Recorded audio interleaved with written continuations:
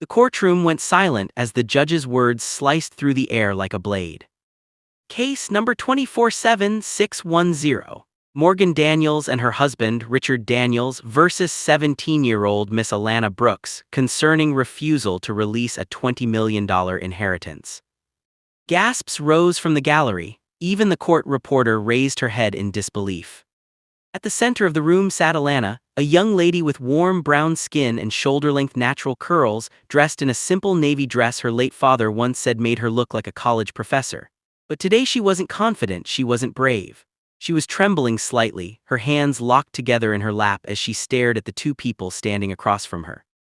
Her mother, and the man her mother married just 1 year after her father was buried.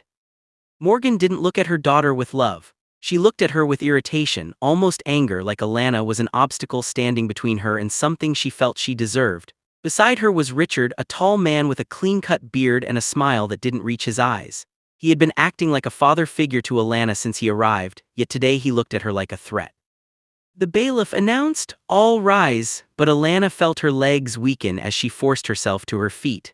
It didn't matter how much she tried to breathe slowly, her heart felt like it was running on broken wheels. She heard the whispers around the courtroom. How can a mother sue her own child? $20 million. That girl must be going through hell. But none of them knew the half of it. When the judge asked Morgan to present her claim, she stood tall, as if playing a role she had rehearsed.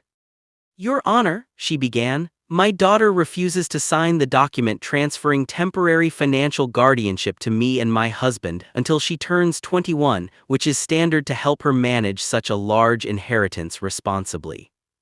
Alana's head lifted sharply. That was not the truth, that wasn't even close. Morgan continued, sounding heartbroken to anyone who didn't know her well. "We only want what is best for her. She is too young to handle that amount of money, but she has become rebellious, disrespectful, and refuses to cooperate. We had no choice but to take legal action." Alana felt her chest tighten.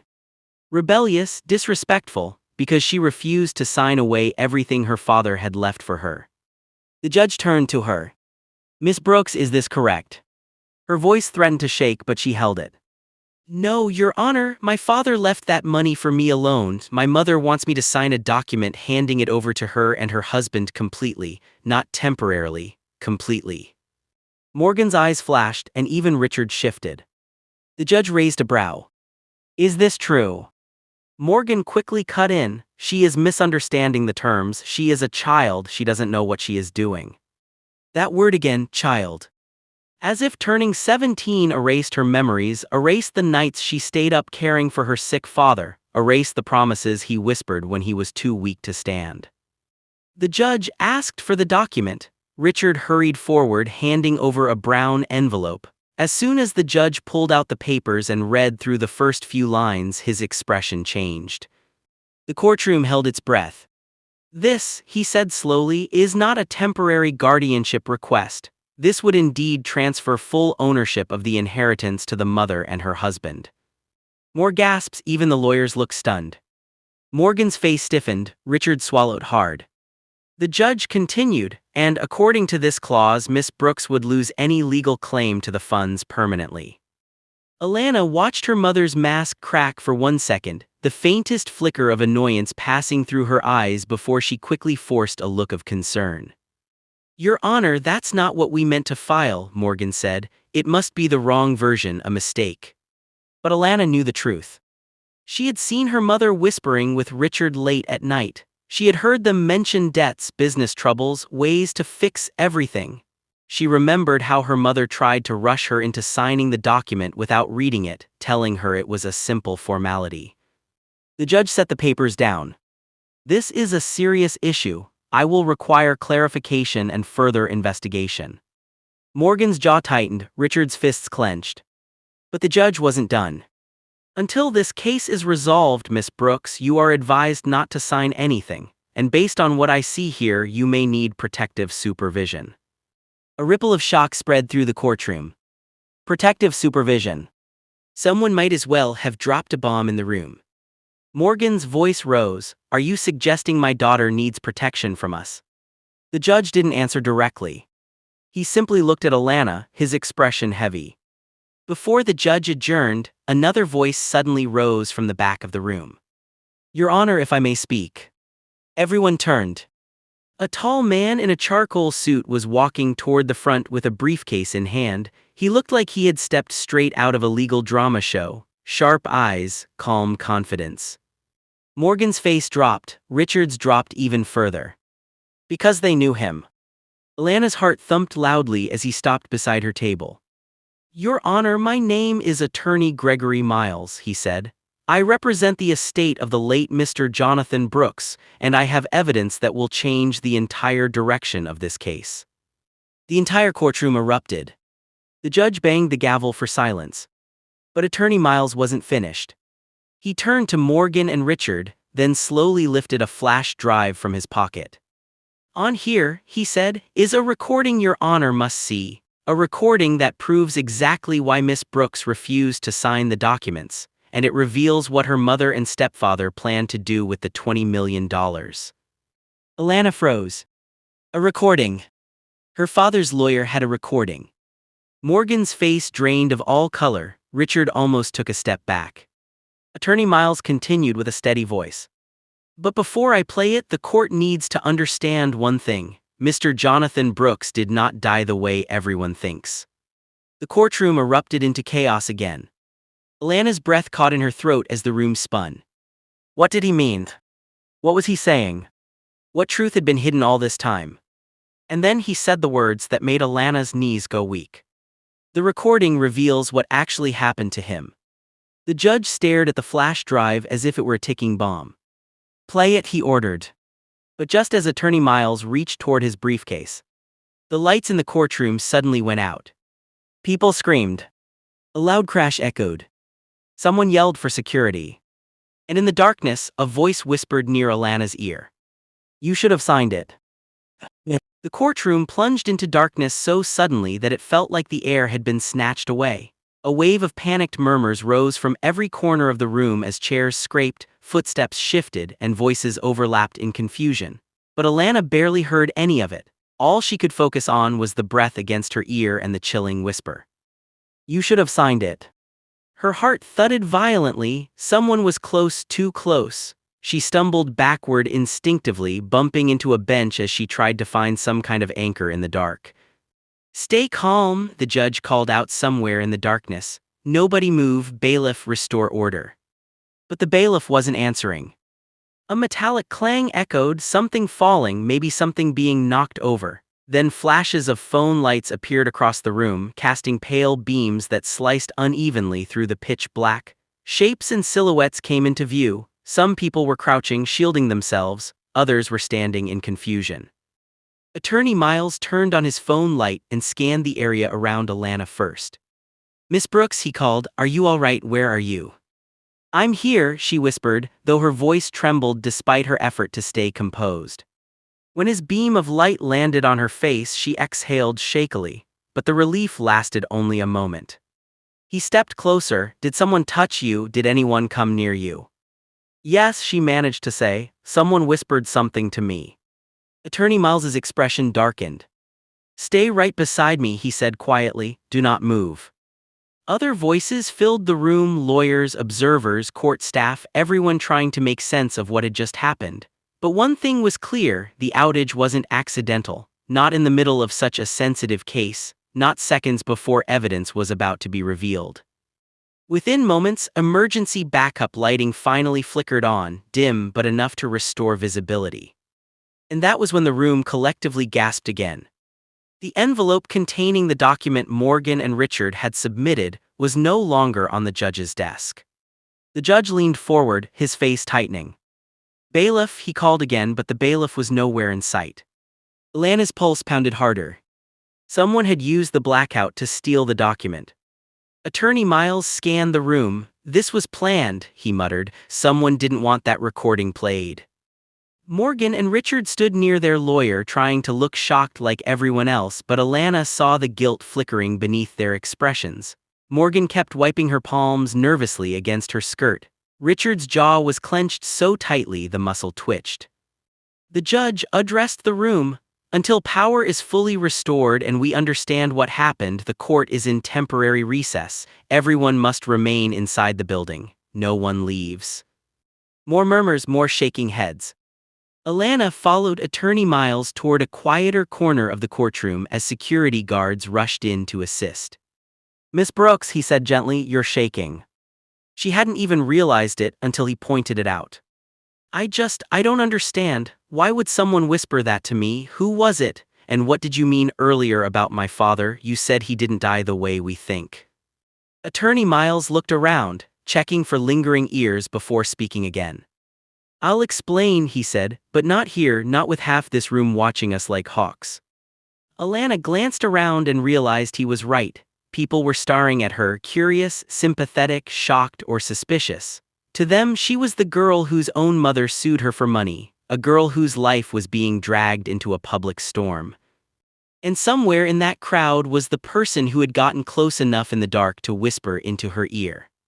"Let's step aside," Attorney Miles suggested. They walked toward a corner near the windows where the pale emergency lights cast long shadows. He took a breath and finally spoke. "Your father, Jonathan Brooks, reached out to me 6 months before his death," he said. "He believed something was wrong. Someone was trying to push him into signing documents he didn't agree with. He said he didn't trust certain people around him anymore." Alana felt her stomach tighten. "Who, my mother's?" Miles didn't answer immediately. "Your father didn't name anyone directly. He was careful, but he said the pressure came from inside his home." That was enough of an answer. Alana's thoughts tumbled. Her father had been sick, yes, but he wasn't someone who worried easily. He was logical, strong, and protective. If he felt threatened, then something serious had been going on. "And the recording," she asked, "what's on it?" Before he could respond, the courtroom doors swung open and 2 police officers entered. "Everyone stay where you are," one officer announced. "We're doing a security sweep."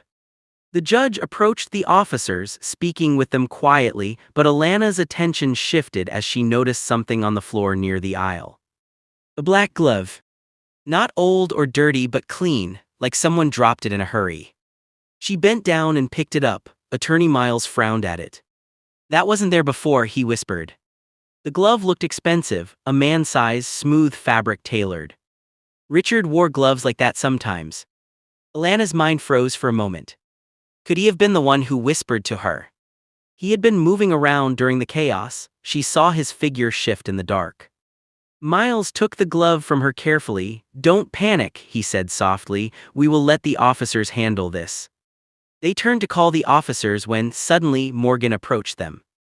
"Alana," she said in a voice that sounded soft on the surface but sharp underneath. "You need to stop making everything dramatic. Richard and I only want what's best for you. This is getting out of hand." Attorney Miles stepped between them immediately. "Mrs. Daniels, you should not speak to her right now." Morgan ignored him. "You're making a scene. You're ruining our family name. Your father wouldn't want this." Alana felt heat rise behind her eyes, but she forced herself to speak without cracking. "My father didn't want you to take his money." Morgan's face changed just slightly. "That is a terrible thing to accuse me of." Attorney Miles cut in. Mrs. Daniels stepped back. But Morgan leaned closer, lowering her voice. "This lawsuit is happening whether you like it or not, and you are going to sign that document, because if you do," she paused, eyes narrowing, "you'll lose more than money."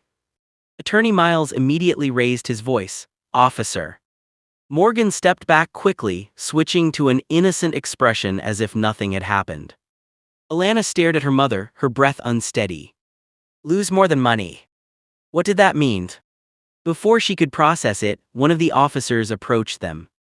"We found the bailiff," he announced. "Unconscious in the hallway." Alana's blood froze. Unconscious.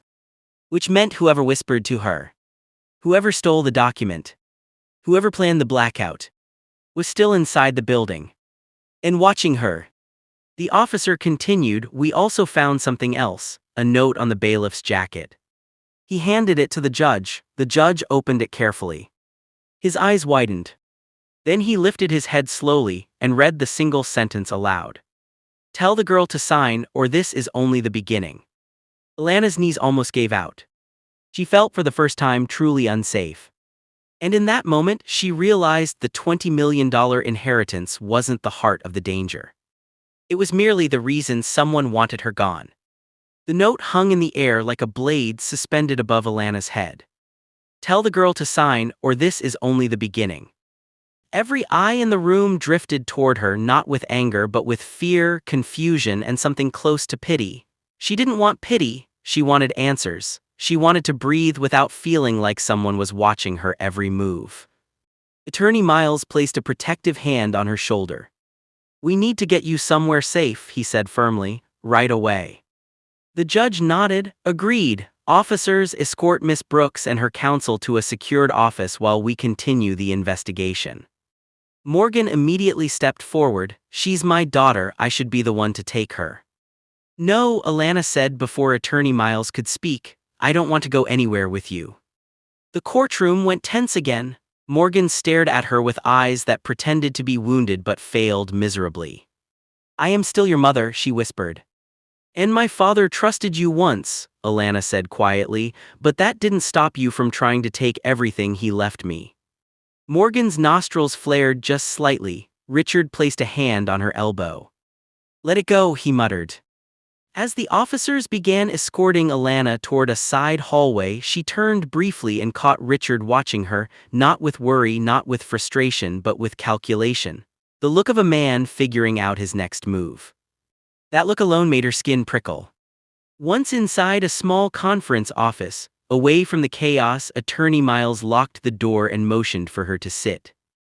"Alana," he began, taking a chair across from her, "I didn't want to overwhelm you earlier, but you deserve the truth."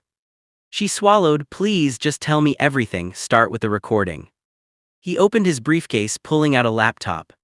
"Your father suspected foul play, but he didn't want to accuse anyone without proof," Miles explained. "He began documenting conversations and keeping voice records. He said it was for safety." Alana's fingers tightened. "Do you think someone heard him?" she asked. Miles didn't answer immediately. His passing was labeled a heart complication, but some things didn't add up: timing, access to his medication, changes in his behavior, and the recording I mentioned earlier, he paused, tapping the laptop, was taken the night before he died. Alana felt her stomach twist sharply. "The night before?" "Yes, but before I show you, I need you to understand something. Your mother and stepfather did not file this lawsuit because they cared about your future. They filed it because they knew your father's estate attorney was running an audit. They panicked." Alana pressed her palm against her forehead, overwhelmed. "My dad trusted you," she whispered. "He told me once that if anything ever happened to him, I should listen to Mr. Miles." The lawyer softened. "I made him that promise." The thought of her father brought a tight ache to her chest. Memories flashed: his warm laugh, his gentle hugs, the way he called her "Starling," his nickname for her since she was 5. She blinked back the sudden sting of tears. "Play it," she said. Miles hesitated. "Are you sure?" "Yes, I need to know the truth." He clicked on the file. The first sound was breathing, uneven, shaky. Then her father's voice came through the speaker, sounding tired but urgent. "If anything happens to me, if I don't make it through this week, it won't be an accident." Alana's heart stopped. "I've trusted the wrong people," her father continued. "Someone wants access to the inheritance before Alana turns 18. They've been pushing me to sign documents I don't recognize. I refused. I think they're getting desperate."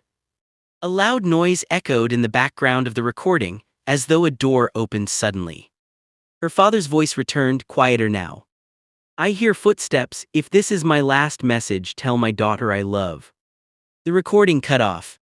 Alana covered her mouth, her breath trembling. She had heard his voice in her dreams since he passed, but hearing it tied to fear, tied to danger, it shattered something inside her.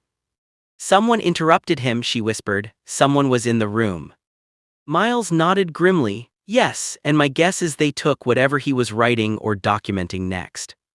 Alana shook her head slowly. "My mom wouldn't, she couldn't hurt him." Her voice said the words, but her heart didn't believe them fully. Miles leaned closer. "Your mother isn't the only suspect, but she and her husband certainly benefited. They gained control of the house, the cars, and all shared assets. but what they couldn't touch was the $20 million placed in a trust purely for you. And they want it, Alana whispered. With everything they have. Alana stood, packing the small room. The whisper in the courtroom, stealing the document, knocking out the bailiff. They're trying to scare me. They think if I'm terrified enough, I'll sign. Miles nodded, but you won't. No, Alana said, voice firming, I won't. As if on cue, an officer knocked on the door. Miles opened it slightly. Power's been restored, the officer said, but the hallway cameras went out during the outage. Someone knew the system well. Alana stepped forward. Officer, are you able to keep me here under protection for tonight? We'll try, he said, but with this being a civil case, the courtroom isn't equipped for long-term security. Alana's pulse quickened. So what happens now? Miles closed his laptop. Now we file our own motion. We push to have the court investigate your father's death formally, and if your mother or stepfather interferes again, they risk criminal charges. Will they stop? Alana asked. No, Miles said truthfully, not until they get what they want or until we prove what really happened. A sharp bang at the end of the hallway cut through the room. Another bang followed, louder. Miles signaled the officer, who stepped outside and looked down the hall. When he returned, his face was tense. Someone just tried to force open a storage room door, he said. We're sweeping the building again, stay inside. The door closed. Alana clenched her fists. If someone was truly stalking the courthouse halls just to intimidate her, then this was far bigger than a simple inheritance battle. Her father didn't die peacefully. And someone wanted to make sure she didn't discover why. She turned to Miles. Do you believe my life is in danger? Yes, he said plainly, which is why, starting tonight, you're not staying at your mother's house. But where will I go? That, Miles replied, is what we need to decide before the next court session. Alana took a slow breath. The weight of the moment settled on her shoulders. If her father was silenced for protecting the money, then standing her ground meant stepping directly into the danger he faced. But she refused to be bullied. She refused to sign. She refused to let her father's warning die with him. Miles sat across from her again. Alana, the question now is, who do you trust, and how far are you willing to go to expose the truth? Alana looked him in the eyes, fear mixing with determination. As far as it takes. The officer knocked again. We need to move you both to a safer office. Alana stood. But before leaving, she glanced at the laptop, her father's last words still echoing in the room. Someone wanted that recording gone. Someone wanted her silence. And someone was close. Too close. The walk to the safer office felt longer than it actually was. The courthouse hallways were quiet now, almost too quiet, the kind of stillness that made every sound feel amplified. Shoes clicking on tile, radios whispering through static, officers murmuring in corners. Alana stayed close to Attorney Miles as two guards led them deeper into the secured wing, away from the public areas. This room is monitored, one officer said as he opened the door to a smaller but guarded office. Only authorized staff can access this hallway. You'll be safer here. The door closed behind them with a heavy thud. Alana looked around. The office was simple: 2 chairs, a small window with bars, a desk with neatly arranged files. It felt more like a police interview room than a courthouse office, but safety mattered more than comfort. How long will we be here? She asked. Until they finish the sweep, Miles replied, and until I'm confident no one can reach you. She sank into one of the chairs, rubbing her palms together. Do you think my mother knows what's happening, or is someone acting behind her back? Miles sighed softly. Morgan may not know everything, she may simply want the money, but Richard Daniels, he's involved in things she might not fully understand. What things? Alana asked, tension rising. Miles opened a folder. Richard has multiple failed business ventures, he has debts tied to people who don't forgive debts easily, and your father's sudden change in behavior weeks before his passing, it all lines up too neatly. Alana felt her throat tighten. So Richard might have pressured my father, maybe even threatened him. Miles nodded. That is what your father believed. He left clues, but the recording wasn't the only thing he gave me before he died. Alana's heartbeat jumped. What else? Miles hesitated before reaching into his briefcase. He pulled out a sealed envelope, old, slightly creased, with her father's handwriting across the front. To be opened only if something happens to me. The moment she saw the writing, Alana covered her mouth. Her father's words, his handwriting, his fear, his love. Miles placed it gently on the table. He gave this to me months before he passed. I didn't open it because he told me not to, but now this may be the only way to understand the full picture. Alana stared at it, her chest tight. Open it. Miles tore it carefully and slid out a folded sheet of paper. He unfolded it slowly. His eyes scanned the page and then his expression changed. What? Alana whispered. What is it? Miles exhaled. It's a warning. He handed it to her. Her father's handwriting filled the page, shaky near the end, but still strong enough to recognize. Alana, if you are reading this, it means I could not protect you from what I feared. Someone close to us wants control of the inheritance. They've already tried to trick me into signing documents. They may try to trick you next. Do not sign anything, not even if your mother asks. Protect yourself. Trust only those who have nothing to gain from your downfall. And remember, what happened to me was not natural. Alana's breath hitched. What happened to me was not natural. She reread the line, her pulse racing. Her father believed he had been targeted. And he had left her the responsibility of uncovering the truth. Miles sat beside her. Your father suspected he was being poisoned or drugged. He didn't include specifics, but combined with the recording it becomes clear Jonathan Brooks didn't just die, something happened to him. Alana's body trembled. We need to take this to the police. We will, Miles said. But first we must stabilize your situation. Your mother and stepfather have already shown they will go far to pressure you. Once they realize you've seen these documents, they may escalate. Alana looked out the window. The courthouse grounds were visible, the parking lot, the entrance staircase, the officers scattered around. But what caught her eye was a black SUV parked across the street. The windows were tinted so darkly she couldn't see inside, but something about it felt wrong. Mr. Miles, she said quietly, that SUV hasn't been there long. Miles joined her at the window. He squinted. I noticed it earlier when we arrived. I thought it belonged to court security.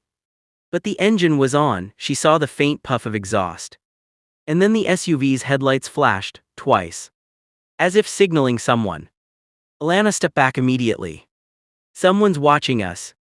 Miles grabbed the blinds and shut them quickly. Stay away from the window. But the unease in the room grew thicker. Moments later, the officer from earlier returned, opening the door with a serious expression. We completed the sweep, he said. We didn't locate whoever forced the storage door, but... He paused. But what? Miles asked. We found footprints outside the emergency stairwell, fresh ones. They stop right at the fence line like the person climbed over and escaped. That SUV, Alana whispered. What if they didn't escape the grounds? What if they changed hiding spots? The officer looked at her sharply. What SUV? Miles gestured to the window. A black one, tinted, engine was running. The officer stepped to the blinds, opened them slightly, looked out, then frowned deeply. There's no vehicle there now, he said. The space is empty. Miles turned to Alana, her heart dropped. The SUV was gone.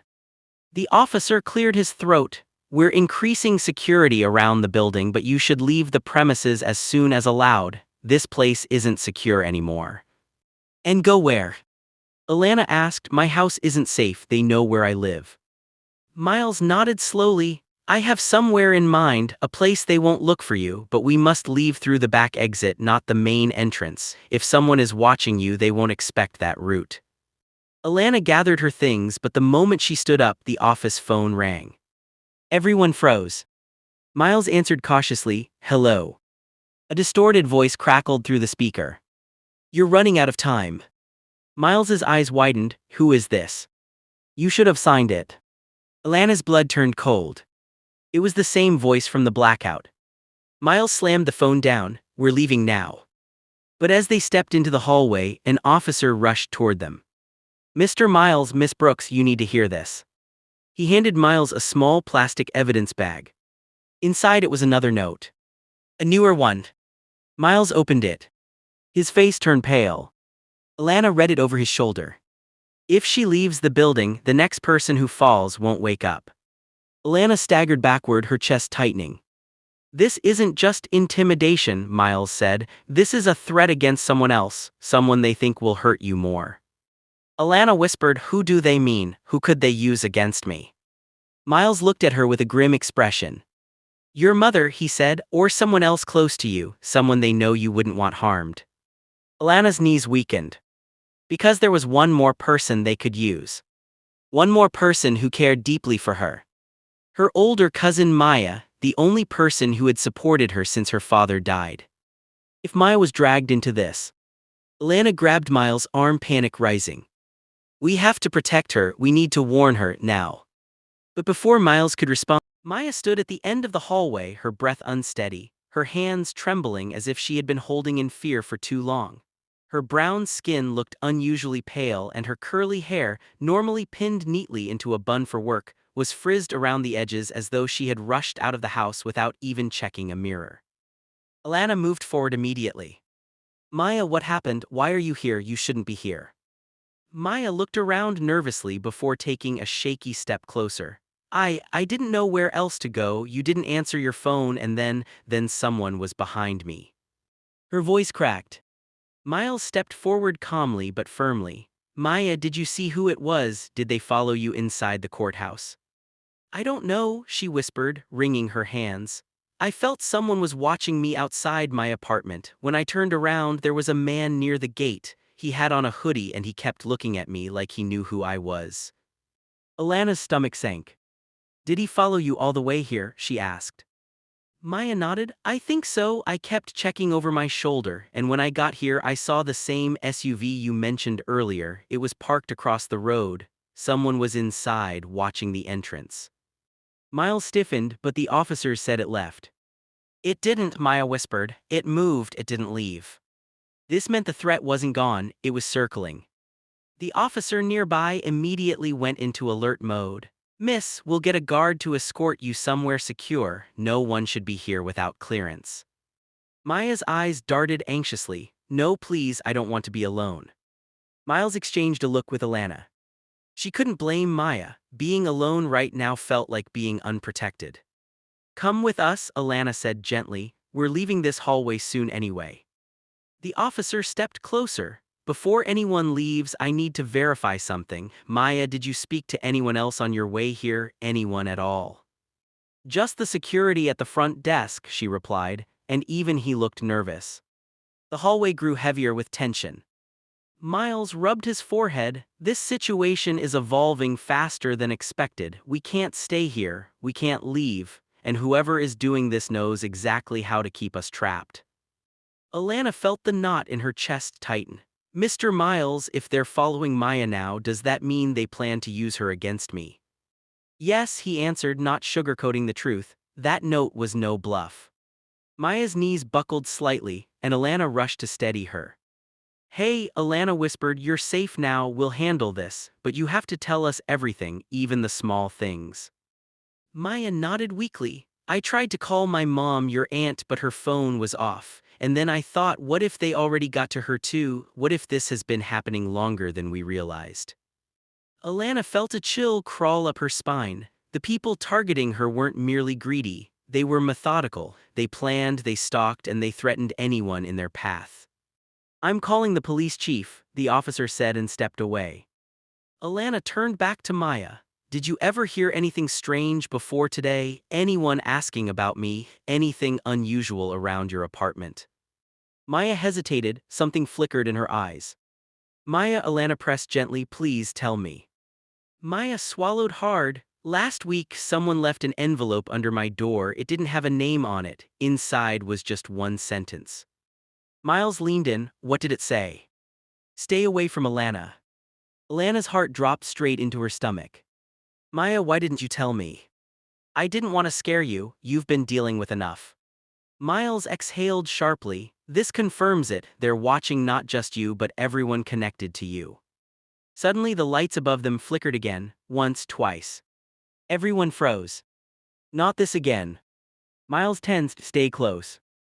But instead of going completely dark like earlier, the hallway lights steadied themselves. Still, the message was clear. Someone was playing with the building's electrical system. Testing. Warning.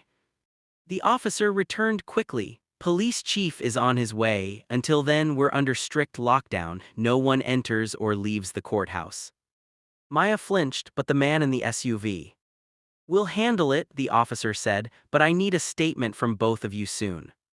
Miles nodded. We'll comply, but first we need to secure these documents, and we need access to a private area not connected to the public power grid. The officer hesitated. There's one place, a secured archive in the basement, independent generator, backup locks, hardly anyone knows how to get in. Perfect, Miles replied, take us there. As they moved as a group down the stairwell toward the basement, Alana couldn't help feeling the walls closing in. Every step echoed ominously. The courthouse suddenly felt like a maze someone else controlled. When they reached the basement level, the officer unlocked a thick metal door. Inside, the air was cooler, quieter, isolated from the rest of the building. Stay here, he instructed. I'll lock the door from the outside and return once the chief arrives. The door clanged shut. Silence swallowed the room. Alana looked around. The space was lined with shelves, old records, sealed evidence boxes, and dusty files from years past. Maya clung to her arm, trembling slightly. Miles placed his briefcase on a table. Listen carefully, he said. This is the safest place we have right now, and since we're here, there's something else you need to see. He opened the case and took out a second flash drive. Alana frowned. What's that? Another file your father left me, he replied. One I didn't want to open until I confirmed the danger was real. He plugged it into a small laptop. A folder popped up. Inside it was a single video file titled, Truth. Miles clicked it. The screen filled with the familiar image of her father sitting alone in his study, looking exhausted, frightened, and heartbroken. Alana, he said to the camera, if you're watching this, you must be careful. Someone close to us, someone we trust, is not who they seem. Alana leaned forward, pulse pounding. Her father continued, I've discovered something about Richard Daniels, something that puts all of us at risk. Maya gasped softly. Miles stiffened. Alana held her breath. Her father's voice grew strained. If anything happens to me, investigate Richard. And Alana, you must not tell your mother, she won't believe you, A sudden pounding on the basement door made them all jump. 3 loud forceful hits. Then silence. Maya clutched Alana's arm. Is that the officer? Miles shook his head slowly. That wasn't the officer's knock. Another bang. Harder. Then a voice. A deep, unfamiliar voice through the metal door. Miss Brooks, open the door. Alana froze. Miles stepped in front of the girls protectively. The voice spoke again. You're making this much harder than it needs to be. Another forceful hit rattled the door. Maya gasped in terror. Alana felt her blood run cold. Because she recognized the voice. Not its owner, but its tone. It was the exact same voice that whispered. You should have signed it. The pounding on the metal door shook the entire basement room. Dust drifted from the ceiling as the voice on the other side repeated, slow and threatening. Open the door. Maya clung to Alana's arm so tightly that her nails pressed through the fabric of her sleeve. Miles stepped forward and positioned himself between the girls and the entrance. Stay behind me, he whispered. Alana's heart hammered in her chest. The voice was distorted just enough that she couldn't match it to anyone she had met face to face. But the tone, the cold, deliberate calm, was unmistakable. This was the same person who whispered behind her in the dark courtroom. The same one who had called the office phone. The same one who threatened her through written notes. Another explosive hit shook the door. Miles grabbed his phone. I'm calling the officers. But as he dialed, the basement lights flickered, once, twice, then steadied again.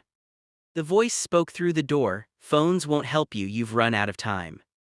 Miles muttered under his breath, we'll see about that, and hit the call button. But to their horror, the call didn't go through. No signal. Maya let out a shaky breath. Why isn't it working? This room is underground, Miles said. Signal is weak, but it should still be enough for a call. Unless someone was blocking it. Alana remembered the flickering lights. The blackout in the courtroom. The stolen documents. The unconscious bailiff. This wasn't coincidence. Whoever was out there wasn't just threatening them, they were controlling the environment. The pounding stopped suddenly. Silence fell over the basement. Miles moved closer to the door cautiously. "Don't make a sound," he told the girls. A long moment passed. Then footsteps, slow, steady, dragging slightly, moved away from the door. Maya swallowed. "Did he leave?"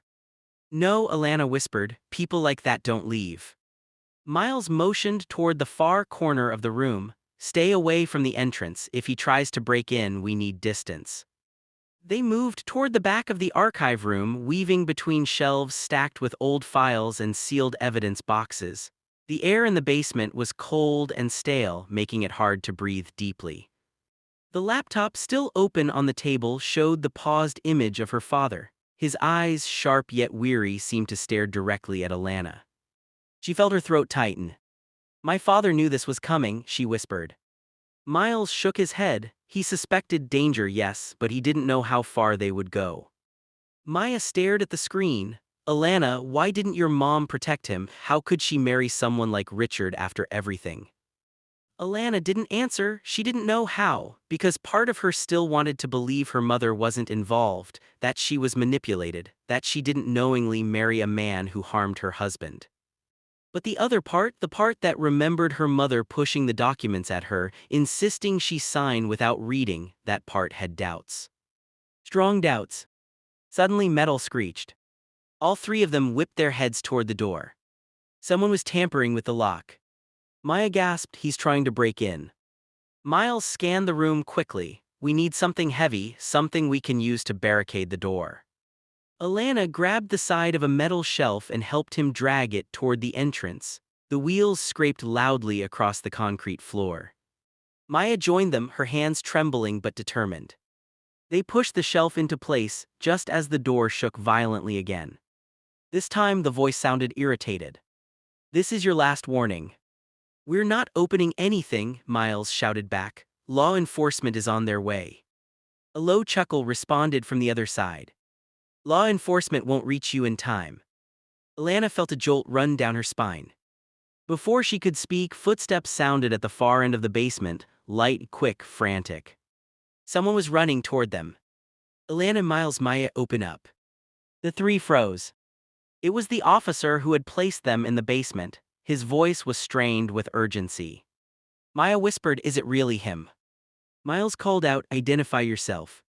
"Officer Grant, hurry, someone disabled the cameras, you're not safe down here." The pounding at the door resumed, but this time it came from two sides, the original attacker and someone else.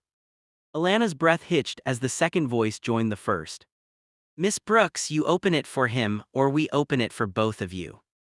Two voices. Two men. This wasn't just one attacker anymore. A coordinated threat. Miles clenched his jaw. "Do not open that door," he warned the girls. Officer Grant's voice grew louder. "Let me in, they're coming." Miles whispered urgently, "We need to verify it's really him. These people are using voices, tricks, threats." Officer Grant pounded again. "Miles, please." Alana studied the door, the hinges shaking from the force of the hits. What if it really is him? What if he's in danger too? Maya whispered, "What if it's not him?" Another heavy slam rattled the metal door so violently that the shelf shifted an inch. Miles pulled the girls close. "Back away slowly." The door bulged with another hit. The hinges groaned. All three held their breath. Then silence. No pounding. No voices. No footsteps. Nothing. Miles scanned the room, tense, ready. Seconds ticked by. A minute. Still nothing. Maya whispered shakily, "Are they gone?" Alana stepped closer to the door, stopping just short of touching it. She listened carefully. Her heartbeat thudded in her ears. Still silence. But then a faint sound. Something sliding under the door. A piece of paper. Miles snatched it before Alana could. He unfolded it. His face hardened instantly. "What does it say?" Alana asked, her voice tight. Miles looked at her with a mix of fear and determination. "It says your cousin came at the wrong time, choose who walks out." Maya stumbled backward, her hand flying to her chest. Alana felt her entire world tilt. "No," she whispered, "no, no.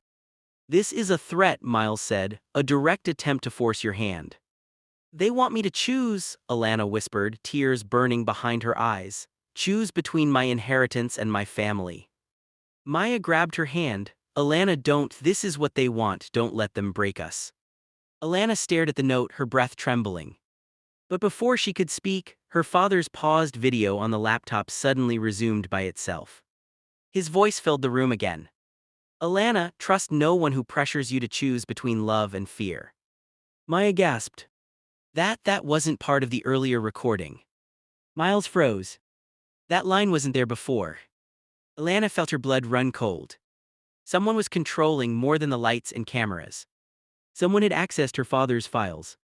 Someone wanted her to hear that message now. The room fell into a chilling silence as Alana stared at the laptop screen. Her father's voice, his familiar, comforting voice, echoed across the basement, yet what he said wasn't part of the original recording. Miles moved closer, eyes narrowing. This file wasn't edited when I received it. Someone inserted that line. Maya shuddered, but how? They'd need access to your laptop. Or remote access to the drive, Miles murmured. The idea alone made the air feel heavier. Someone wasn't just following them. Someone wasn't just threatening them. Someone was inside their systems, inside their communications, and inside their memories, tampering with evidence to manipulate their next move. Alana pressed her palm against her forehead. This is too much, I feel like we're fighting ghosts. Miles put a hand on her shoulder, steady but firm. Not ghosts, people with motive, opportunity, and resources, and we're going to reveal them. A loud metal clang jolted them all back to attention. This time it didn't come from the door. It came from somewhere deeper in the basement. Miles turned sharply. That wasn't them hitting the door, that was something moving. Maya clenched onto Alana's arm. Please tell me there are officers down here. There shouldn't be, Miles said quietly. The basement isn't open to staff without a security pass. Another noise, a dragging sound, echoed through the air ducts above them. Alana looked up slowly. Someone is inside the ventilation system. Maya gasped, but why would they? Before she could finish, the metal door rattled violently again. The shelf blocking it shifted half an inch. Move back, Miles ordered. Bang! Bang! Bang! The hits came faster this time. I don't think the shelf will hold, Maya cried. We're not opening it, Miles said firmly, not until we know who's out there. A voice finally spoke from the hallway. But it wasn't the threatening man. It was Officer Grant again. Miss Brooks, Mr. Miles, step away from the door, the chief is here, we're getting you out. Miles hesitated. Identify yourself fully. Grant replied instantly, badge number 9547, Courthouse Security Division. Chief Harris is with me, open the door. Maya whispered, that sounds real. But the problem was, so did the earlier threats. Alana swallowed hard. Ask him something only a real officer would know. Miles raised his voice. Officer Grant, earlier today, what did you say when you handed me the first note? Grant answered quickly, I said, we found this on the bailiff's jacket. Maya exhaled in relief. But Miles didn't, his face tightened. That's not correct, Miles whispered. He didn't say that. The officer who found the first note wasn't Grant, it was Officer Levine. Alana felt the bottom drop out of her stomach, so that's not him. No, Miles confirmed, it's another setup. Suddenly a harsh scraping sound echoed above them again, the sound of metal being cut. Alana looked up in horror. A square ventilation panel near the ceiling began to bend. Someone was trying to enter the room from above. Maya screamed softly. Miles grabbed them both and pulled them toward the far corner. Move now. The ventilation grate popped loose and clattered onto the floor. A boot appeared in the opening. Then a leg. Then an entire figure began lowering itself into the room. Covered in black from head to toe. Gloves, boots, hood, mask, everything. The figure landed silently on the concrete. Alana's pulse pounded so loudly she could barely hear anything else. She stumbled backward, shielding Maya behind her. The masked person took one step forward. Miles stepped between them. You're committing a federal crime, stop right there. The figure tilted its head as if amused. Then reached into its jacket. Alana froze, her breath stopped. But instead of pulling out a weapon, the figure retrieved a phone. A phone with a cracked screen and familiar black case. Maya gasped, "That's my phone." The masked person held it up as if showing they had been inside Maya's apartment and closer than anyone realized. Then, as though insulted by the shock in their faces, the figure tossed the phone onto the floor. It slid across the concrete and landed near Alana's shoe. Alana crouched quickly and picked it up. Her heart dropped when she saw the open message on the screen. A photo message. A photo of Aunt Beverly, Maya's mother. But she wasn't home. She wasn't doing laundry. She wasn't cooking in her kitchen. She was tied to a chair. Unconscious. Maya let out a cry so broken it echoed across the entire basement. "No, no, Mom," she collapsed to her knees. The figure stepped forward again, slow and deliberate, pointing directly at Alana. Miles raised his arms defensively, "Stay back." But the masked figure ignored him, turning its head as if signaling something. Then, bang! The metal door burst inward violently. The shelf toppled over, crashing across the floor. Maya screamed again. Alana grabbed her arm, pulling her close. The masked figure didn't react to the loud entrance. Instead, it simply stepped aside calmly as if making room. Two more figures entered through the doorway. Both masked. Both dressed in black. Miles stepped backward, shielding the girls. He had no way to protect them, not against three intruders, not in a locked basement, not when help was nowhere near. Alana clutched Maya's hands so tightly her knuckles whitened. "This is about the inheritance," she whispered, terror choking her voice. "This is how far they're willing to go." Miles nodded slowly. "Yes, they want control, and they believe hurting the people you love will force you to surrender." One of the masked figures stepped forward, dragging something with them, a small rolling suitcase. The suitcase clicked open. Inside it was a stack of documents. The same documents Alana refused to sign. The leader stepped forward and placed a black marker on top of the papers. Then pointed at Alana. A voice mechanically distorted filled the basement.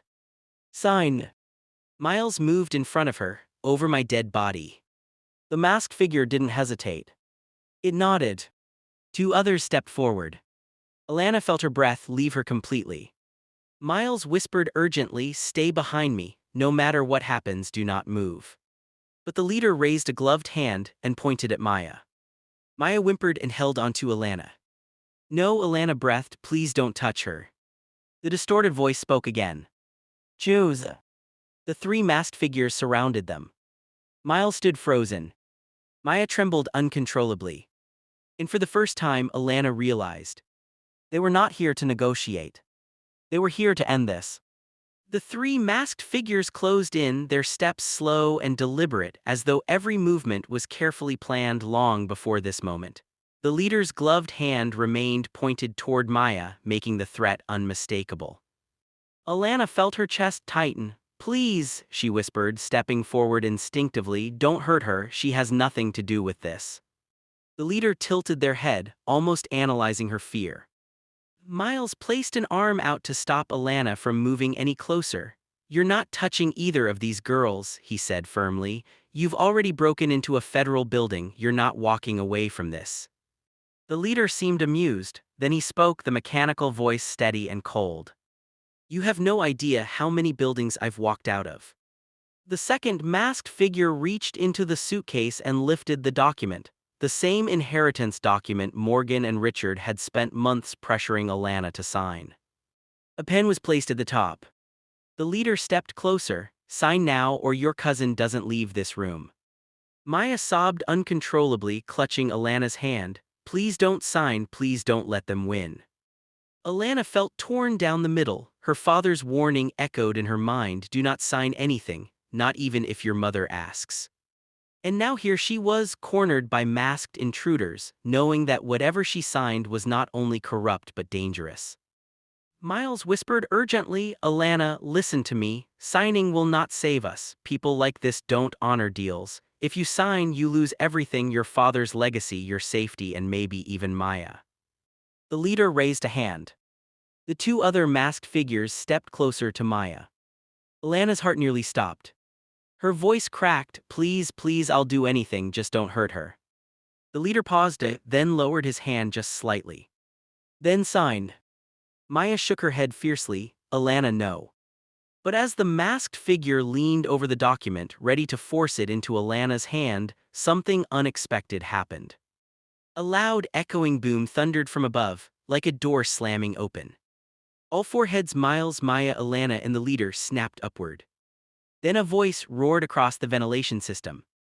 "Nobody move." Before the words finished echoing, the basement lights exploded into full brightness. The heavy entry door burst open again, this time with trained force, not the quiet threat from earlier. Heavily armed officers stormed in. On the ground, hands where we can see them. The masked men whipped around, startled. The leader signaled the other two, but they hesitated, too slow. An officer fired a warning shot into the air. The masked intruders dove for cover, but they were instantly met with armed shields, tackling them to the ground. The room erupted into chaos, shouts, commands, clattering metal, and the thud of bodies being restrained. Miles shielded the girls as officers swarmed past. Alana crouched over Maya as two officers pinned the leader, wrestling his arms behind his back. "Remove the mask," the chief officer commanded. The mask was yanked off, and the face beneath it made Alana freeze in disbelief. It was Richard. It wasn't one of Morgan's friends. It wasn't someone she recognized at all. It was a stranger, mid-30s, sharp features, cold eyes, someone hired, someone professional. A hitman. Her breath trembled as the chief officer turned to them. "We've been tracking these men for weeks. They're part of a financial extortion ring operating across multiple states. Anonymous tips hinted they were targeting someone connected to a wealthy estate. Turns out," he looked at Alana, "the target was you." Miles exhaled in shock. "So Morgan and Richard hired them." The officer nodded grimly. "We already have Richard Daniels in custody upstairs. He cracked fast when officers intercepted him trying to flee the building. He revealed everything." Alana swallowed hard. "And my mother?" The officer's tone darkened. "She's being questioned. It appears she knew part of the plan, but not how far Richard would go. She didn't know he hired professionals. She didn't know about the threats on family members, but she did participate in the attempt to seize your inheritance." Maya leaned into Alana, relief and heartbreak mixing in her eyes. Alana felt her knees weaken as the reality washed over her. Her own mother. Her mother had been willing to force her into signing away everything her father left, not realizing the criminals Richard hired would escalate beyond control. Officers escorted the intruders out one by one. The leader stared at Alana as he was dragged past, an unblinking, chilling glare. "You survived today," he muttered, voice no longer distorted. "But remember, it wasn't because you were smart, it was because he failed." "Who failed?" Miles demanded. The man smirked but said nothing as he was pulled out of the basement. The door shut behind them. Silence settled again. A different silence, one of safety, one of aftermath. Alana finally collapsed into a chair, shaking uncontrollably. Miles knelt beside her. "It's over," he said softly. She shook her head. "No, not yet, my Aunt Maya's mom." The chief officer nodded. "A team is already at her residence. She's alive, unconscious, shaken, but alive. They found her before anything worse happened." Maya sobbed with relief. Alana exhaled deeply, tears finally slipping down her cheeks. Her father's warnings. The stolen documents. The courtroom blackout. The stalking SUV. The masked attackers. All of it had been part of Richard Daniels' desperate attempt to gain control of the $20 million. But the moment that mattered most came back to her. Her father's voice on the recording. "Trust no one who pressures you to choose between love and fear." She had chosen correctly. She had refused to sign. She had refused to surrender her father's legacy. And because of that refusal, the truth was exposed. Hours later, after statements and medical checks, Alana stepped outside the courthouse for the first time that day. The sun was setting, rays spilling across the sky like gold and amber. She closed her eyes, breathing it in, the first breath of freedom she had felt in months. Maya stood beside her, holding her hand. Miles approached, his expression warm. "You saved more than your inheritance today," he said. "You saved your future." Alana opened her eyes. "No," she said softly, "my father did, he prepared me, he trusted me." Miles nodded, "And you honored that trust." Alana looked toward the horizon, her heart steadying at last. She wasn't just the daughter of a billionaire. She wasn't just the girl who refused to sign. She wasn't just the victim of a scheme. She was someone who fought back.